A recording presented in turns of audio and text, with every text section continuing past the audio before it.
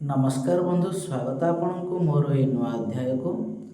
तो आज आम ए अध्याय जानिबा सर्प घौड़ाइबा मंत्र। आज आम ए अध्याय जानिबा सर्प घौड़ाइबा मंत्र। तो चलंतु डेरी न करी आरंभ करिबा। मंत्र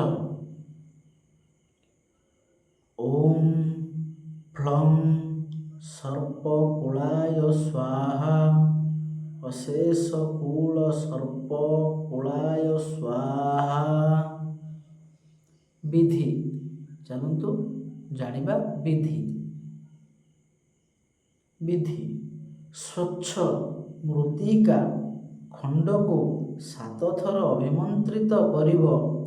घरे जेउ स्थान रे सर्प रहिबार संभावना थिब सेठारे रखिदेले सर्प स्वयं से स्थान छाड़ी निश्चय चलीजिब।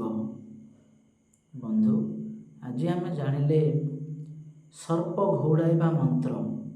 आज एतिकी आमे आगामी अध्याय जानिबा किछि नुआ।